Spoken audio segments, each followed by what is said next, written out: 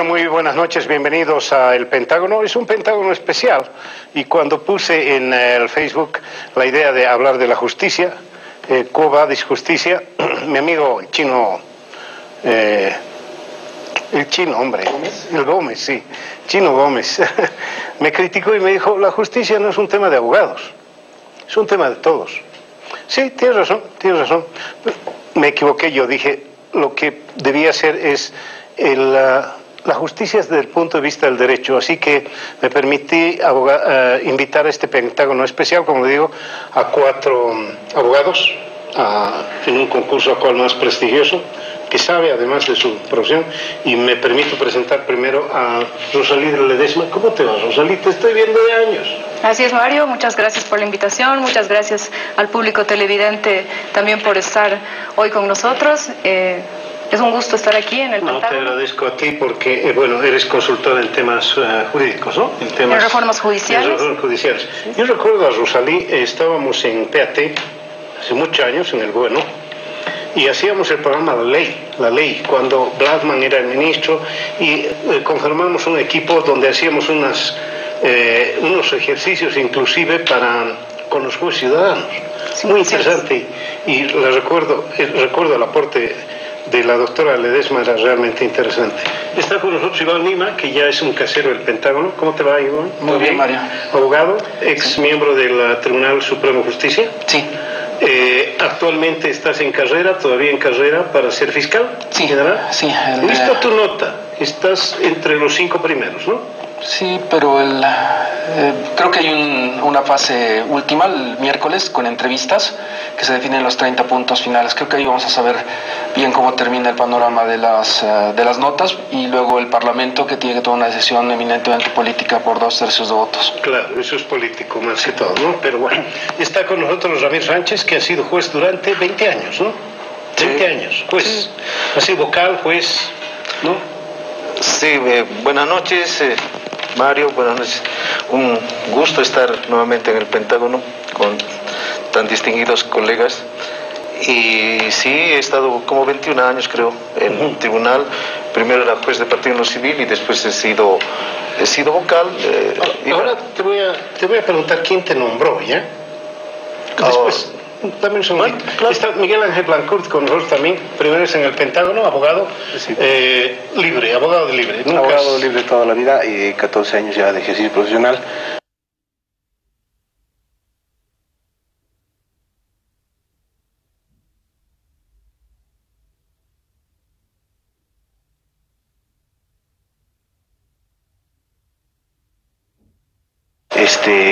Muy interesante. Dicho lo cual, vamos a hablar de la justicia y vamos a partir de un tema, el tema que nos ha preocupado a todos, el tema del bebé Alexander. Una jueza, una confesión, una grabación que sale a la luz, indignación por todo lado. Yo tengo la impresión que el tema de la justicia pasa por un solo elemento, nada más que por uno. Es más, estoy seguro que la doctora Pacajes, el fiscal Guerrero, todos los jueces serían excelentes jueces en esta circunstancia si no obedecieran al poder político, nada más. Yo tengo la impresión que el Poder Ejecutivo ha metido sus manos, pero en forma grosera, al Poder Judicial. Ha ocurrido antes, sí, muy a menudo, pero no en esta forma tan grosera, donde se escogen jueces de una nómina que la hace el MAS, es decir, el gobierno. Yo creo que ese es lo único, porque después la justicia, los militares, los policías, los periodistas, somos un reflejo de nuestra sociedad. Nuestra sociedad es así, pero estoy seguro y lo reitero, los jueces, incluso la doctora Pacajes, harían una buena labor si fuera independiente, nada más. Dicho lo cual, me voy a quedar callado el resto de la jornada para ver, Rosalí, ¿cómo ves la situación de la justicia y hacia dónde podría marchar? Bueno, siempre diciendo que discrepo con que el único factor pueda ser el tema de la independencia judicial. Creo que a más del caso concreto, tenemos que este caso no es el único que ha ocurrido, han sido varios casos en el mismo tiempo, pero también podemos recordar un caso hace más de 30 años, el caso de Aldo Choque Alcons, un inocente condenado también por narcotráfico, que dio inicio al conjunto de reformas judiciales en Bolivia desde el año 94, a que modificáramos la ley 1008, porque Aldo Choque había sido condenado siendo inocente a 80 años de cárcel, o sea, 25 años más 20.000 días multa. Y Aldo Choque Alcons hay muchos en Bolivia, y creo que esto tiene que ver estrictamente con otro factor, que es la cultura inquisitorial, el expediente como metodología de decisiones que sigue perviviendo en nuestros tribunales. En el 2001 intentamos cambiar esto en el Código de Procedimiento Penal, hace pocos años quisieron cambiarlo en la justicia civil, pero todavía seguimos declarando en las constituciones que vamos a hacer juicios orales, públicos, contradictorios y continuos, y en la práctica lo que estamos haciendo es expedientes reservados, sin fundamentación, no contradictorios, en absoluta indefensión y sin continuidad porque las audiencias se suspenden. Tenemos un 70% de suspensiones de audiencias por inasistencia a jueces, fiscales, defensores o litigantes. Entonces creo que hay unos factores mucho más allá solo de la independencia judicial, que sin duda es un factor. Hay otros más que tienen que ver con nuestra cultura inquisitorial. A mí el caso de Leveac Alexander, algo que creo que también tiene que ser puesto en tela de juicio, es cómo desde la sociedad y desde los medios de comunicación a veces opinamos sin conocer el caso. Eso ha pasado en el 2014 cuando se iniciaba este caso, y todos han opinado diciendo, bueno, hay que buscar un culpable, hay que hacer esto, lo otro, y también hay esa presión mediática y social, y por eso se usa la detención preventiva como una condena anticipada. Seguimos usando la detención preventiva como condena anticipada. En el 2001 cambiábamos las reformas, tú recordabas el programa La Ley, donde hacíamos simulaciones de audiencias de medidas cautelares y decíamos la detención preventiva debe ser la excepción. Teníamos 80% de detenidos preventivos. El día de hoy tenemos 78-80% de detenidos preventivos, seguimos teniendo una de las tasas más altas en Latinoamérica de detención preventiva. Tenemos la tasa de prisionización de mujeres más alta de América Latina, que está por encima de la tasa del mundo, que es 5%. Bolivia tiene 8% de prisionización de mujeres. No es que las mujeres cometamos más delitos, sino que somos más vulnerables por ciertos factores a ser detenidas preventivamente. Entonces, creo que todas estas variables son las que hay que analizar para trabajar una reforma a la justicia en serio. Bien, yo quería aportar sobre el tema también un factor que creo que es destacable, que es la improvisación absoluta que ha observado el gobierno en materia de política criminal, y para eso quiero hacer cita a datos de una investigación de Carlos Bort, que ha salido el año pasado, que él tomaba datos entre el 2006 y 2015, y él señalaba que durante este periodo se emitieron 17 leyes de contenido penal. A través de estos instrumentos legales fueron creados no menos de 60 tipos penales, y en otros 67 se había endurecido el componente sancionatorio. O sea, en términos de porcentaje, esto suponía que el Código Penal había crecido un 26%, ¿no? Y que el 67% aproximadamente del resto de los delitos había incrementado sus penas, con el sentido de que tengan un mínimo legal de entre 2 y 3 años en la sanción, para posibilitar que puedan ser aplicables para la aprehensión o para la detención preventiva. Entonces, esto ha producido obviamente que todo tipo de conflictividad social el gobierno quiere tratarla a través del tema penal, ¿no? Y esto obviamente ha redundado en que haya cifras astronómicas de hacinamiento carcelario. Estamos hablando, según datos que he podido ver, 256% de hacinamiento carcelario. Tenemos cárceles para 5.600 personas, actualmente hay cerca de 17.000, 18.000 personas en cárceles, ¿no? ¿Y qué es lo que ocurre? Por ejemplo, un factor que nos demuestra estas idas y vueltas del gobierno, no solamente con el afán de tratar toda la conflictividad social a través del tema penal. Por ejemplo, la ley 007, ¿qué hizo? Trató de resolver una cuestión álgida en la etapa intermedia del proceso, que era decir, bueno, vamos a tratar de llevar el saneamiento procesal al tribunal de sentencia. Perdón, se creó la audiencia conclusiva para tratar de descongestionar el tema de que el proceso llegue al tribunal de sentencia completamente saneado. ¿Qué 580 leyes después, en la ley 586, se volvió al anterior esquema de que el saneamiento procesal lo lleve el juez cautelar, pero además inconsultamente y sin respetar una de las bases de la reforma procesal del 99, se eliminaron los jueces ciudadanos, que tenían un desempeño bastante adecuado, con algunos problemas bastante adecuado, ¿no? Y todos estos factores, Mario, compañeros, han producido en que estas cifras del 80, 70, 80% de presos en las cárceles no tengan condena. Como todo vamos a resolver a través de la parte penal para el gobierno, y como vamos a producir hacinamiento carcelario, todos los años tenemos que hacer indultos, porque hay que sacar por razones humanitarias a la gente de las cárceles. Y desde hace varios años ya hay indultos anuales. Una de las primeras versiones del indulto, por ejemplo, recuerdo que obligaban a los detenidos preventivos, o decían a los detenidos preventivos: si tú aceptas tu culpa, si vas a un procedimiento abreviado, aunque no haya pruebas, te vamos a darle indulto.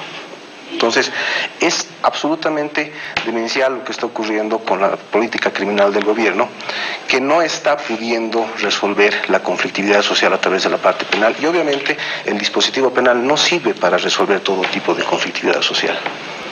Mario. Gracias, Mario.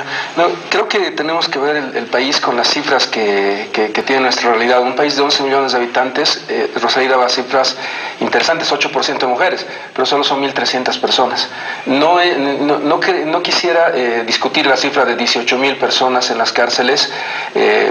Creo que hay que discutir por qué cada mes 1.000 personas ingresan y 1.300 entran. Creo que la cantidad de gente que entra... ese dato? Cuando tú ves las cifras del régimen penitenciario, esos 18.000, si sacas una foto, no son los mismos los de la foto. Cada mes salen de las cárceles de Bolivia 1.000 personas y vuelven a ingresar, o tienes nuevos detenidos en 1.300. Hay una diferencia ahí de 300, que es lo que va incrementando la cifra. Entonces, me parece a mí que el análisis que estamos haciendo en esta mesa tiene que tomar en cuenta ese antecedente y esa precisión de elementos. ¿Por qué? Porque estamos 25 años reformando el sistema penal, y hace 25 años estamos con el mismo discurso. Estamos discutiendo la oralidad, el sistema inquisitivo, los documentos, y yo creo que por ahí no va la solución. Yo creo que en este momento tenemos que entrar a un tema de fondo y responderle al país con claridad que lo que está pasando es que en todos estos años, desde el 2006, ha habido un esquema de destrucción total del Poder Judicial. Acuérdate del 2011 y 2012, en el que se han iniciado juicios contra Eddie Fernández, contra todos los magistrados del Tribunal Supremo. Ha habido una destrucción total del Poder Judicial, y muchos magistrados que podían haberse quedado en el cargo por algunos años más han tenido que irse a su casa. Lugo Suárez y varios de los ministros de la Corte Suprema que habían sido elegidos por mucho tiempo. Entonces yo creo que el núcleo del problema es el ser humano, y es la institucionalización del Poder Judicial. Lo que tú has dicho es evidente, y a ti sí te doy la razón. La juez Pacajes no es una juez de carrera, no es una juez que ha salido del Instituto de la Judicatura o de la Escuela Judicial. ¿Cómo has elegido a esa persona como juez? Te digo cómo. En el Consejo de la Magistratura de Bolivia, no 5 consejeros, 3 personas elegían en una lista a la persona que les caía mejor. Es posible que haya habido estas listas de militantes, pero eran 3 personas: doña Cristina Mamani, don Wilber Choque y don Freddy Sanabria, que han elegido a los jueces de este país los últimos 6 años.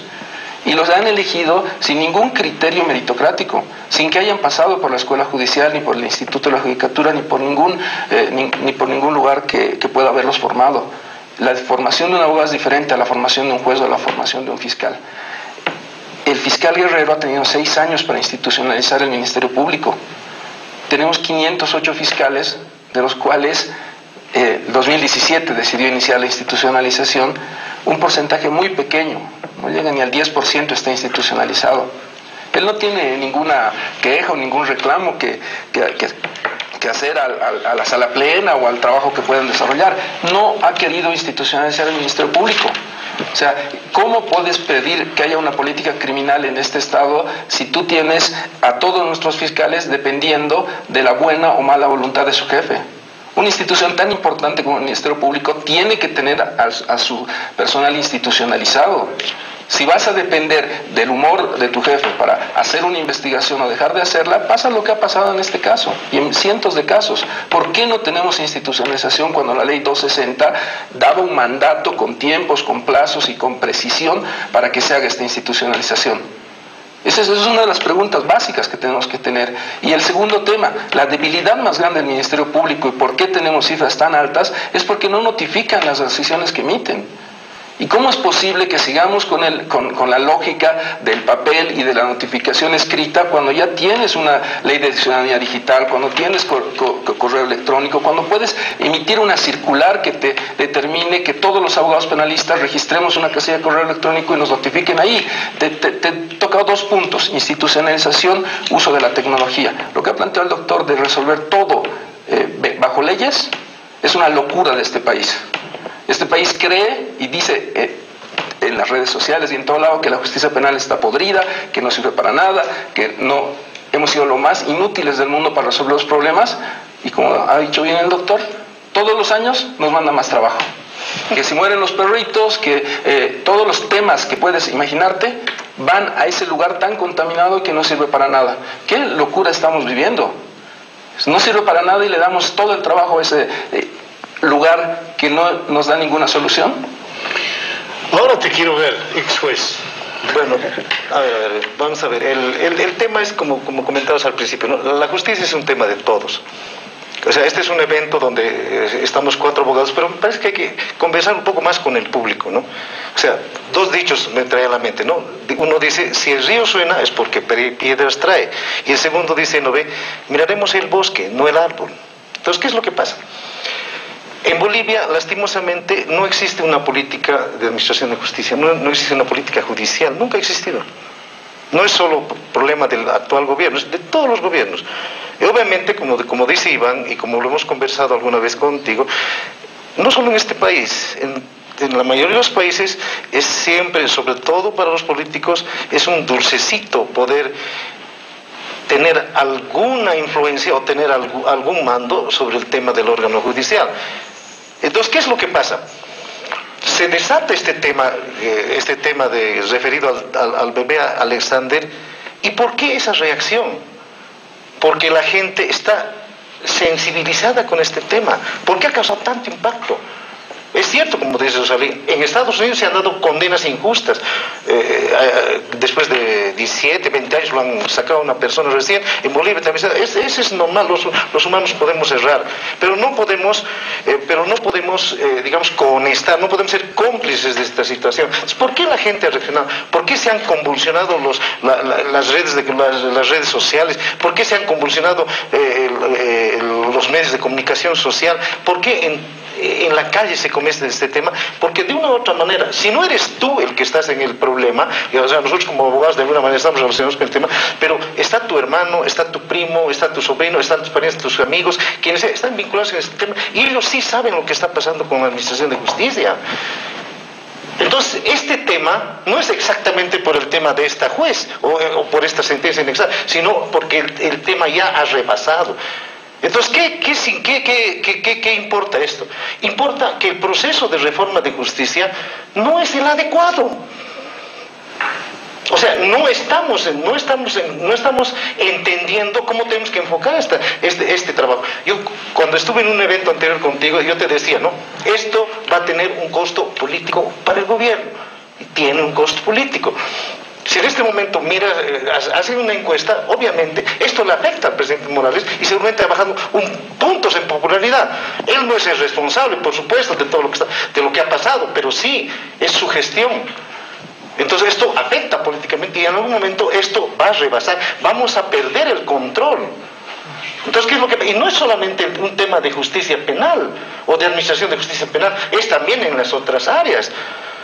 Hemos tenido sentencias grotescas del Tribunal Constitucional que se ha ido. Y no voy a hablar del polémico fallo ese. Voy a hablar de las sentencias normales, que las hemos conversado contigo en persona. ¿Sí? Donde yo, por ejemplo, me acuerdo, y sí me acuerdo, yo era cuando era vocal, yo era parte de la mutualidad del Poder Judicial y del Ministerio Público. Y el magistrado en Valencia, hoy candidato Orondo, ¿sí? Y el otro Cortés, Sí, en un tema que nosotros hemos interpuesto un amparo como mutualidad, sí, dictan, por decir, yo no me acuerdo fechas, pero tengo ahí está la denuncia en la Cámara, sí, dictan la resolución por decirte en febrero y en abril están pidiendo que se recaben más pruebas. Así de grotesco el tema. Entonces, estas irresponsabilidades no solamente se han dado en las altas cortes, sino también, obviamente, no voy a satanizar a todos. ¿Y qué pasa con el tema de las elecciones? Por supuesto, es como tú dices, no solo se acuerda, sino no se cumple la Constitución. En la disposición octava final de la Constitución dice que a partir de un año, después de un año de vigencia de la ley de organización judicial, la 025, tenía que estar listo el tema del escalafón judicial. ¿Y qué han hecho? Nada. Los anteriores consejeros debían haber entrado, debían tener mínimo denuncia penal porque no han cumplido, están incumpliendo un mandato constitucional. ¿Qué han hecho? Desde que se ha creado primero el Consejo de la Judicatura, ahora el Consejo de la Magistratura, ¿qué han hecho? ¿Dónde está la política? No veo resultados. Ahora, estos nuevos están en tela de juicio, pero estos nuevos también están empezando fallando con 3 temas que me preocupan. Ahorita vamos a ver tus 3 temas. Ramiro, solo una cosita, ¿quién te nombró juez a ti? La Corte Suprema. Yo gané el concurso de mérito y el examen de competencia, fue el primero. No solo una vez, 3 veces, y en la tercera recién me eligieron. ¿Quién te sacó? No, yo renuncié. Ah, renunciaste. Sí. ¿Y si no renunciabas, todavía te teníamos de juez? Sí, sí, claro, mi ítem sigue... o sea, cuando se nombran jueces para siempre. En el régimen que yo ingresé era nombramiento indefinido. Sujeto a evaluación de desempeño que nunca hizo el Consejo de la Judicatura. Bien, esto ya parece un taller de justicia, ¿no? Sí. Donde estamos viendo los grandes temas, etcétera. Hay temas puntuales. ¿Cuán bueno fue para Bolivia, Rosalí, que se elijan los jueces en la forma en que se eligen? ¿Por el voto popular? Sí. Creo que así aisladamente, si tomas esto, las cabezas de las instituciones difícilmente pueden cambiar todo si es que no hay una política institucional. Yo quiero ahí tomar una frase que había dicho Ramiro: no veamos la hoja, no veamos el gusanito, veamos el bosque. Y quisiera llevar esto al tema de discusión de lo que decían los colegas, que hablemos de política de reforma judicial. El problema en el país es que no hemos podido sostener una política pública de reforma judicial que ponga nuestro sistema en capacidad evolutiva, que vaya mejorando.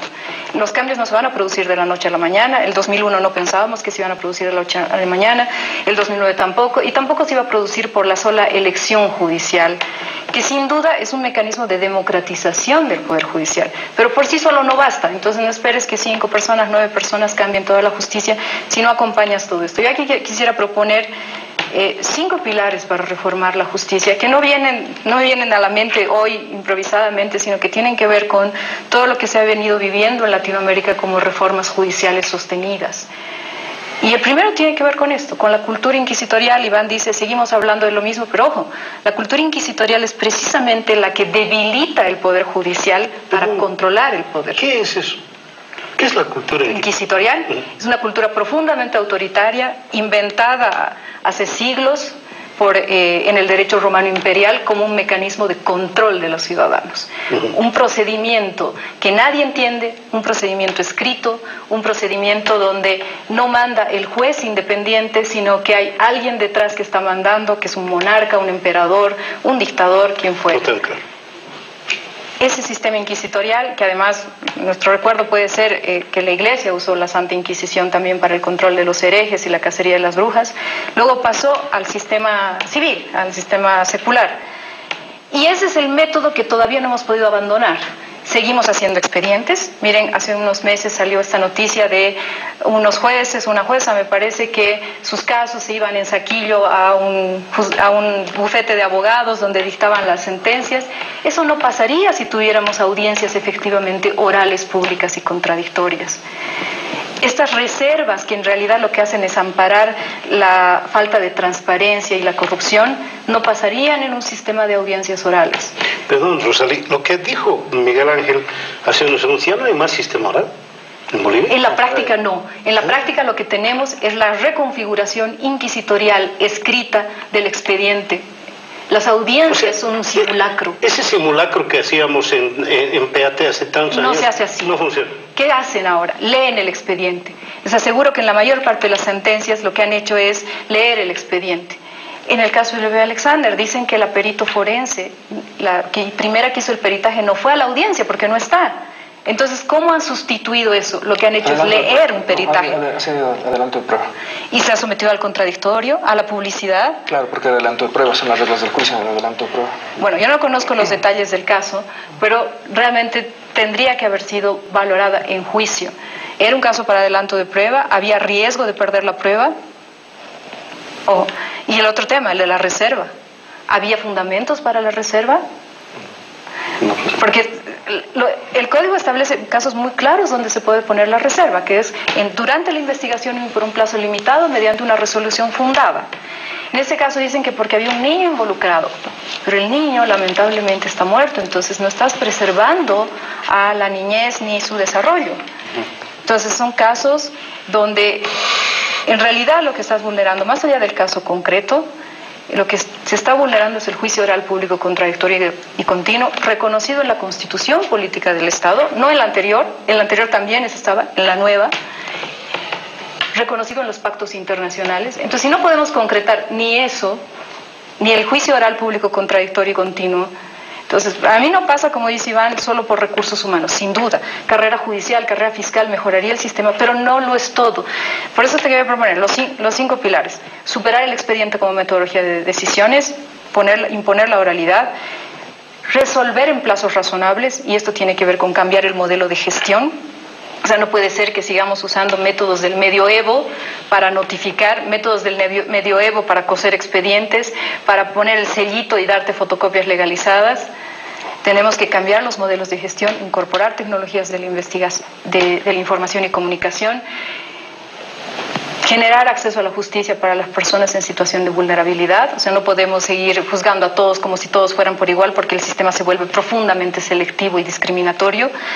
Tenemos que aplicar parámetros de salidas alternativas.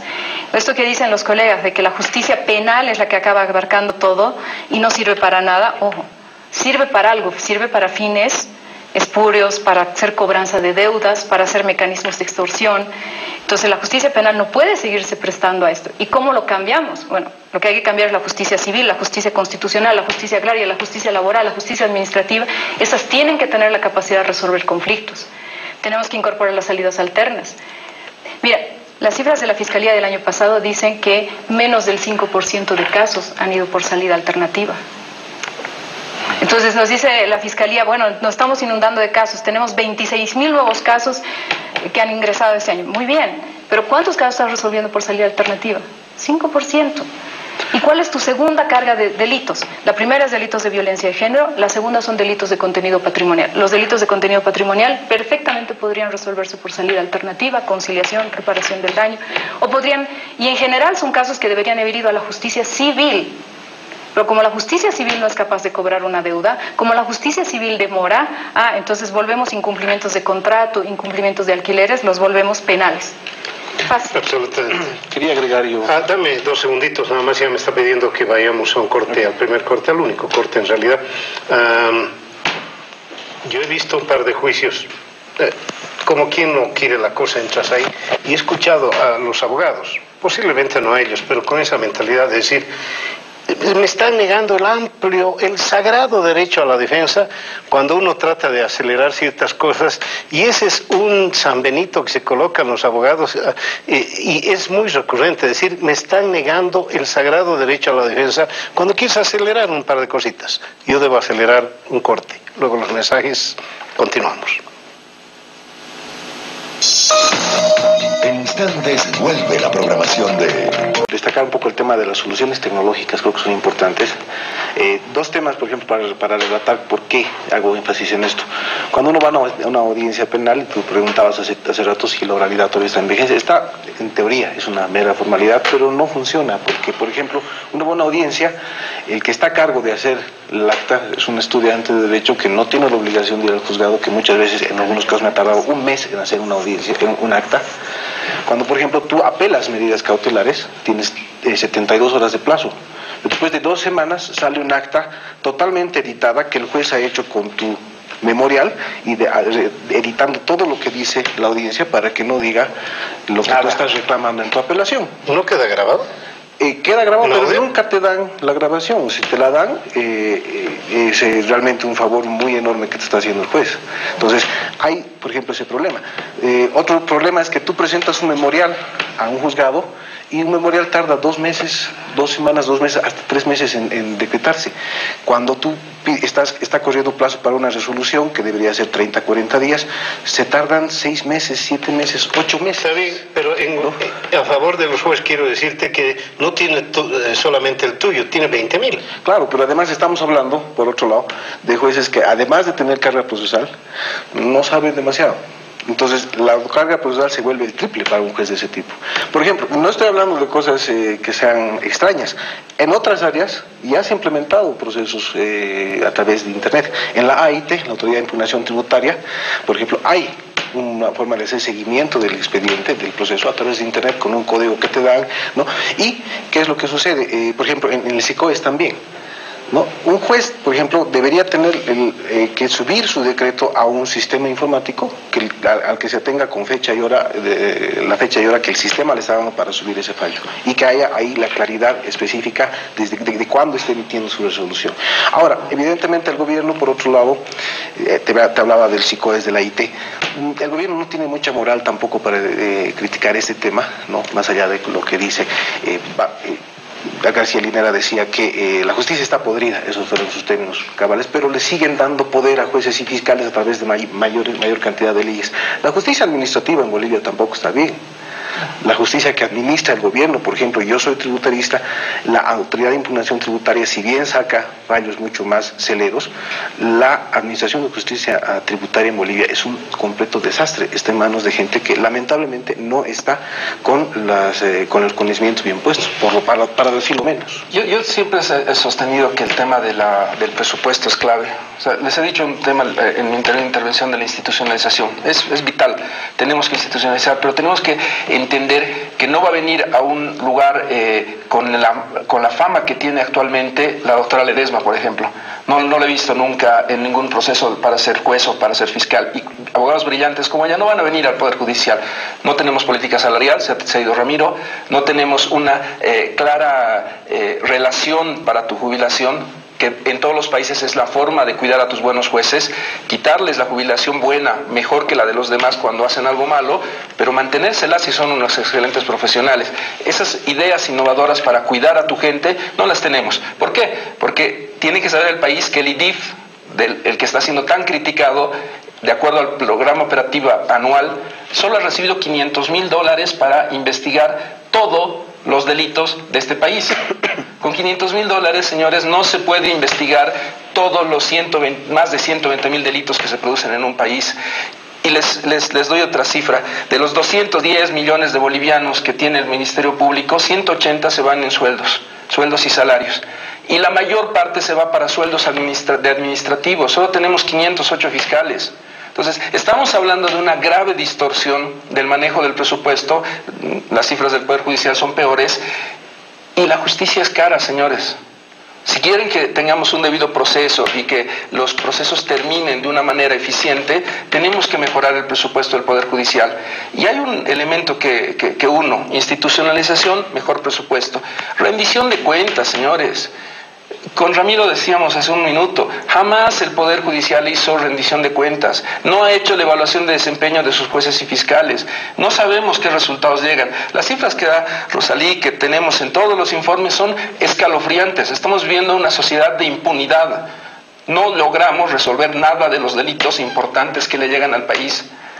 Este tema que ha pasado con el bebé Alexander es una cosa, pero que es agobiante de la manera en la que se ha producido esta sentencia. Lo que ustedes han dicho de la reserva es absolutamente inconstitucional y todos nosotros nos hemos quedado callados desde 2015, durante 4 años que esta persona estaba absolutamente indefensa. Nadie podía ver ese expediente. coincido plenamente con Rosalí, es absolutamente inconstitucional que haya habido un proceso inquisitivo que no nos haya permitido ver ese expediente. ¿Por qué no hemos podido ver ese expediente? Ustedes saben que desde el año 2016 se han suspendido audiencias por 260 veces en ese caso. 2017 no ha habido audiencias. 2018, ¿qué hace el ministro Arce? Destituye al director de la Defensa Pública porque se suspendían más de 60 veces audiencias en ese caso, porque no iba a Defensa Pública. Este año termina ese juicio, y este año termina, Mario, con una característica que te digo... Respóndeme una cosita. Sí, Todo Mario. ese diagnóstico que has hecho con el bebé Alexander, ¿por qué no hubo esto? ¿Por qué esto? ¿Por qué esto? Y yo te pregunto, ¿por qué ha sucedido? Yo creo que el tema ahí ha sido estructural de nuestro Poder Judicial, falta de independencia del Poder Judicial. Lo que tú has dicho Sigues dando la vuelta. ¿Por qué en el caso concreto? Se despertó ese día la doctora Pacajes y dijo, hoy día voy a hacer maldades. No creo. Está bien, No creo. pero ¿por qué sucedió? ¿Por qué crees que sucedió eso? ¿Alguien llamó? ¿Qué interés tenía en condenar a un médico? Mira, yo creo que el tema de la grabación es un elemento que por la oralidad hace que estemos muy sensibilizados. Puede hacer caer como pasó en Perú, a un ministro de la Suprema una grabación, porque cuando lo escuchas es diferente que cuando lo lees. Pero yo quisiera invitarles a todos que lean esa sentencia. Son 48 páginas, Mario, que son escalofriantes. En esas 48 páginas citan párrafos enteros de otro caso. Ni siquiera del juicio que se estaba tratando. 38 páginas en las cuales solamente relatan y hacen una referencia de cosas que no están... ¿Me estás respondiendo? Te estoy respondiendo en este momento. ¿Por qué lo ha hecho? Ocurrió? Porque ese tribunal, Guerrero, Gladys Guerrero, Roberto Mérida y la doctora Pacajes desconocen el derecho penal, desconocen las bases mínimas del derecho penal. Son 3 argumentos que utilizan para dictar una sentencia condenatoria. Uno de ellos no era objeto del juicio. El argumento central que utilizan ellos, como la base de su juicio, es que el médico Jerry Fernández había sido acusado hace 10 años atrás de haber intentado violar a una familiar. Eso no había sido objeto del juicio. Él no había tenido derecho a defenderse de eso. Eso no podía estar de ninguna manera en una sentencia. Ya lo tengo Esos claro. 3 han sido unos... ¿Tú crees que esos 3 jueces lo condenaron por inexpertos, por ignorantes, etcétera? Profunda ignorancia del derecho No hubo penal. ninguna presión de nadie. Mira, yo entendería que en este caso la situación que se ha dado, y no vamos a entrar al tema de las otras 2 pruebas, yo creo que la situación que se ha dado es algo que yo le llamo los jueces comedidos de nuestro Poder Judicial, los jueces voluntaristas, y Ramiro me va a decir que hay varios de esos. A ver, déjame que nos digas, Ramiro, ¿eso hay? A ver, hay una cosa. Conversábamos y decíamos, ¿no? Lo peor que puede pasar, el peor delito que puede cometer un juez es apartarse del objeto del proceso. ¿Qué es el objeto del proceso? La pretensión. Y el segundo elemento importante es el objeto de la prueba. Entonces, en este caso es violación, digamos, ¿no ve? Entonces, todos los temas tienen que conducirte a ese tema. Pero en este caso, por actitudes voluntaristas, es cierto, existen pues actitudes voluntaristas, existen personas donde es lo que quieren quedar bien. No, y que ni siquiera nadie les llama. Simplemente se recomiendan. Entonces, ¿qué es lo que pasa? Tenemos que tener pues jueces valientes, ¿no? O sea, primero y finalmente, si te llaman, el momento en que, Rosalí, el momento en que yo te condené, no lo vas a condenar, así yo obedezca a quien sea, al Mario Espinosa. No lo vas a condenar al Mario Espinosa, a mí, porque yo estoy voluntariamente, en mis 5 sentidos, estoy aceptando condenar sin pruebas, sin ser... No estoy hablando de este caso porque no lo conozco en detalle como tú. Entonces, ¿qué es lo que pasa? Eso es lo peor que puede haber en un juez. Sí, hay jueces han habido otros casos así. Es que hay que revisar la prensa. Ve el tema de Santa Cruz, donde ha aparecido una señora, después de 4 años la han liberado, y ha aparecido otro que por la gentileza de un policía ha salido libre de un tema de violación, un tema de bueno, no recuerdo. Feminicidio, sí. No, entonces, ¿qué es lo que pasa? Entonces, lo que pasa es que, oye, si tú eres juez, ya, como sea que haya sido elegido, por recomendación, por lo que sea, pero ten el valor. Si no tienes el valor de administrar justicia, vete a tus casas. Es que estás minimizando. No estoy minimizando. Estás diciendo, por lo que sea, no, por lo que sea, no. Quiero saber por qué crees que a la jueza sí. Iván dice porque querían quedar bien. ¿Con quién? Yo creo que hay muchos factores que van a explicar, que convergen, ¿no? No solo en este caso, sino en todos los que han mencionado los colegas. No olvidemos que el papel aguanta todo, dice el dicho, ¿no? El papel efectivamente aguanta todo. Puedes poner cualquier cosa y bueno, la firmas y se vuelve sentencia, se vuelve decisión de medida cautelar, se vuelve lo que sea. El papel aguanta todo porque no está sujeto a la contradicción, no está sujeto a darle la cara al pueblo.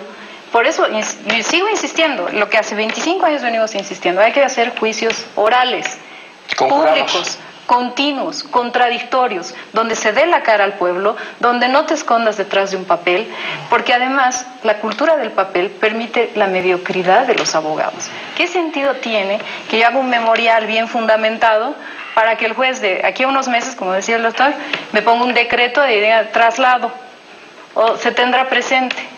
¿Qué sentido tiene? Para eso mejor la siguiente vez copio el memorial de un colega y se va degradando. Creo que lo que vivimos no es solo una crisis de la justicia, lo que vivimos es una profunda crisis de legalidad. A lo que hay que sumar que la falta de preparación de colegas abogados. Cada vez vemos en las universidades más esta educación memorística, acrítica. Hace unos pocos meses me he espantado cuando unos estudiantes de Derecho me comentaban que en su universidad, no mencionaré cuál, todavía les piden que lleven máquinas de escribir y agujas para coser expedientes. Hace meses. Donde lo que les piden es que copien la Constitución en artículos y eso es su examen. O sea, tenemos una cultura degradada y el papel permite también esa cultura degradada. No hay escrutinio social. Tú escuchas a los jueces. Pero hay una cosa, yo también quiero, perdón Iván, yo quiero apuntar una cosa también en defensa de los jueces. Finalmente tengo la camiseta, porque no es mucho tiempo que he dejado de ser juez. Entonces, ¿qué es lo que pasa? Ahí adentro se ha generado un sistema, ¿cómo se llama? Un sistema de inestabilidad, un terror a la inestabilidad, donde los pobres jueces y sobre todo los pobres jueces y vocales están desamparados. Claro. ¿Qué pasa hoy día? Hoy día en Santa Cruz ¿cómo se llama? Han trasladado jueces a título de traslado, sí, los han mandado a Potosí, los han mandado a Potosí y los han mandado al Beni. Hay un principio que no solamente es constitucional, es supraconstitucional y es la inamovilidad del juez. Y ellos están violando los del Consejo de la Magistratura. Son nuevos, espero que cambien el tema. ¿Quién nos protege a los jueces de eso? Nadie. El año pasado, el funesto, o sea, han venido reemplazantes con Wilber Choca la cabeza y han venido los 4 nuevos. Entonces, ¿qué ha pasado? Se han lanzado una resolución para mover jueces, ¿sí? Que tú conoces, y yo entiendo que ustedes también, que se han lanzado, pero más inconstitucional que esa no puede haber. ¿Quién nos ha dejado? La transitoriedad, y además esto está derivado en denuncia a la CIDH. Y para terminar, ha habido las denuncias de corrupción en Santa Cruz, donde entiendo que no sé en qué habrá derivado. El propio ministro ha denunciado a 4 o 3 consejos de magistratura, no sé en qué ha quedado eso. O sea que no ha sido tan suave el tema. Y los jueces, ¿quién los defiende también? Ahora, no estoy, o sea, eso también hay que ver. Cuando se analiza la balanza hay que ver. Me quedo con una frase espectacular tuya. Me imagino estás defendiendo con mucho entusiasmo. Los pobres jueces. Me encantó. Algunos. Porque yo quisiera agregar una cosa ahí. Efectivamente, una de las cosas que pasa cuando el sistema se va degradando es que aleja a los buenos jueces y se queda con los peores. Aleja a los buenos profesionales y el sistema se va poco a poco degradando cada vez más. Pero Mario, entonces hay que revertir tú estabas preguntando cuál es la causa y creo que me gusta mucho este programa porque vamos a las causas. Rosalín no me va a dejar mentir en esto. No hemos trabajado con René Bladman nosotros cuando éramos estudiantes de Derecho, el 95, 96. Algo que nos decía el doctor Bladman era que el ministro de Justicia no puede entrar a casos concretos. Y lo decía con un convencimiento muy grande. Había muchas injusticias en esa época. Tenías a Carlos Sánchez Berzaín en la acera del frente. Y no hablábamos de casos particulares. Porque el ministro de Justicia ejerce todo el poder del Estado, del Ejecutivo. Entonces, cuando tú tienes un ministro de Justicia que en Twitter puede decir qué es lo que tiene que hacer el Consejo de la Magistratura, algo no está funcionando bien en tu Estado. Esa es mi respuesta a tu pregunta. Creo que en este momento la institucionalidad se ha perdido de una manera muy grave dentro del país y hay que recuperarla. No puede ser posible que sigamos gobernando por Twitter. No funciona así el derecho. Bueno, yo quisiera agregar, puede ser, pero yo te refuerzo toda la teoría que dices. Es más, yo creo que no debería haber Ministerio de Justicia. No por Arce, ni mucho menos. No debería haber. ¿Por qué no hay un Ministerio del Parlamento? No sé, pero un Ministerio de Justicia me parece un exceso. Yo quisiera agregar ahí, para responder las causas concretamente, creo que las causas principales son ignorancia e incapacidad. Si hay esos dos factores, cualquier tipo de presión mínima, muy intensa, cualquier tipo de presión va a ocasionar problemas, ¿no? Ignorancia, si tú no sabes el derecho, si tú no eres juez y además eres incapaz, no vas a poder resolver un caso y vas a recibir presiones de todo tipo, vas a responder a cualquier tipo de presión. Ahora, un juez penal que se excuse en el tema de presiones, me parece como un bombero que dice no entraba a apagar el fuego porque había fuego. Es prevaricato. El juez penal tiene que estar consciente desde el momento que pisa su tribunal que va a recibir presiones. Estás peleando porque alguien vaya a la cárcel y la otra parte sabe que peleando por no entrar a la cárcel. Es el valor primordial. Entonces no puedes decir como juez penal he recibido presiones. ¿Cómo tienes que administrar las presiones? Con capacidad y con solvencia moral. Con capacidad y solvencia moral. Te pongo una. No hay corrupción. ¿No le has metido corrupción al asunto? No. No hay corrupción. Bueno, a este tema no sabría decírtelo, pero la corrupción también puede ser un factor de presión. Y si tú no sabes cómo resolver nuevamente, si no tienes la base en conocimientos bien plantados, no puedes hacerlo. Quiero decirte un tema más. Creo que un sistema judicial no se mide en calidad por cómo se aplica la ley, esta ley, a las garantías al mejor de los ciudadanos. Tienes que medir la calidad del sistema judicial por cómo se aplican las garantías a los O'Donnell Mendoza, a los Jerry Fernández, a los que tú por algún momento consideras los peores ciudadanos de la sociedad. Si aplicas ellos las tengo 5 minutitos, le voy a dar un minutito más. ¿Puedes empezar? Para despedirme. Sí, casi. Bueno, de lo que se trata es que en este caso, en mi criterio, tiene que aplicarse la Constitución. La independencia judicial es súper importante y eso tiene dos componentes: la independencia de los jueces en toda la administración de los recursos humanos y la administración de medios económicos. Hoy día el presupuesto del Poder Judicial no llega ni al 1% y lo que es peor que un ministerio. La gente del Consejo, la gente de la Suprema tienen que ir a mendigar el presupuesto. Sí, y ni siquiera se ejecute el 100 de lo poco que se le otorga. Ahora lo que decía Iván. Entonces, así es difícil. Y por otro lado, esa independencia tiene que hacer que los jueces puedan operar libremente. La dignidad de las personas pasa también por los jueces, pasa por los procesados y pasa también por las víctimas. La dignidad humana es un valor súper importante en un Estado constitucional de derecho. Tu minuto, Miguel. Bien, yo quería agregar algunos temas adicionales. Por ejemplo, creo que estábamos discutiendo sobre reformas penales cuando creo que no se puede discutir de reformas penales sin hablar de reforma penitenciaria.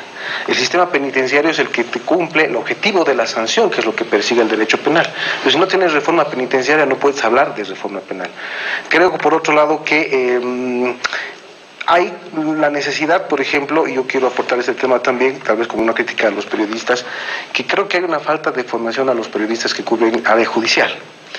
He escuchado muchas cosas económica y política. Claro, pero por ejemplo he escuchado cosas cuando se informan de estos temas que dicen a una persona que no ha sido detenida preventivamente ha sido beneficiada con la detención domiciliaria.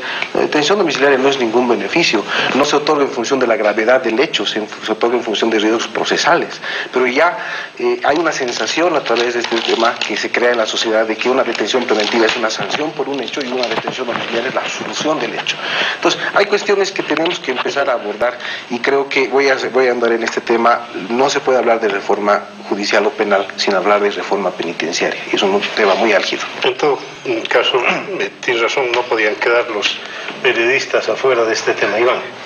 Pues yo creo que lo que está esperando la población es saber que el día de mañana a las 2:30 nos jugamos mucho de la democracia en este país. Entiendo que la audiencia que va a ver la detención preventiva de Jerry Fernández, que es mañana en el Tribunal de la Paz a las 2:30, por este tribunal de estos tres impresentables, que van a ver si lo dejan en la cárcel o reparan en algo el daño que han ocasionado, tiene que tener toda la atención de todos los bolivianos, especialmente los abogados y de todos ustedes. Es un hecho muy importante lo que se va a jugar mañana. Ojalá... ¿Les estás metiendo mucha presión? Sí, pero todavía no soy funcionario público, así que creo que tengo el derecho como ciudadano a exigir que hagan las cosas bien y que este país vuelva a recuperar alguito de la credibilidad que nos han destruido estos señores. Yo uso mi minuto para decir que creo que estos casos nos tienen que llamar la atención para ponerle un punto de inflexión, revertir este tema de la crisis de la justicia y la legalidad, y ahí insistiría en 4 variables para cambiar eso. tenemos que lograr implementar efectivamente la oralidad. El Código del Sistema Penal era un avance en ese sentido, ojalá lo recuperemos en la parte procesal penal, por lo menos. Cambiar la gestión, no podemos seguir con un modelo de gestión del medioevo, tenemos que modernizarlo. Generar acceso a la justicia, salidas alternativas, justicia restaurativa y cambiar la visión autoritaria, inquisitorial que tenemos en la sociedad de pedir a ultranza la condena y usar la detención preventiva para la condena. Tenemos que buscar medios más pacíficos de solución del conflicto, trabajar el diálogo, la cultura de paz. Tenemos todo un desafío no solo como abogados, sino como cultura jurídica, y eso involucra a todos los ciudadanos, a los periodistas, a nuestros hijos y también a nuestra formación universitaria. Dejemos de generar pleitómanos en las universidades o tramitadores de expedientes. Trabajemos por formar abogados que realmente defiendan el derecho de los más débiles, de los más vulnerables. Si eres fiscal, espero que la escuches a Rosalía algún rato. Esperemos que Rosalía se venga a trabajar a la fiscalía cuando sea fiscal. Es un buen candidato, Iván. ¿Ah, sí? Te estás recomendando aquí. No, es que es objetivo. Y para esto necesitas objetividad. Si no hay objetividad, estamos perdidos. Así es. No he escuchado una sola autocrítica de ustedes, abogados, pero está bien. Es que somos como Dios. Cuando tienen problemas nos buscan. Obviamente respetando distancias. No hay mucho que autocriticar. No, creo que todas estas cuestiones de la cultura del expediente, la Inquisición y demás son autocríticas. Quizás no las ponemos en primera persona, pero son autocríticas. A mí lo que me frustra de volverte a ver después de 25 años es que tenemos que seguir diciendo las mismas cosas porque en Bolivia no hemos podido cambiar. Pero hemos avanzado bastante, ¿no? Avanzamos, retrocedemos, avanzamos, retrocedemos. Hemos avanzado. Lo que ha avanzado es el tiempo, así que Iván, te agradezco mucho. Ramiro, Miguel Ángel, Rosalí, ha sido un privilegio compartir este pentágono con ustedes. A Tefo Murillo en la producción, a ustedes por habernos seguido, será hasta el próximo domingo. Al público por tenernos paciencia. Sí. Gracias.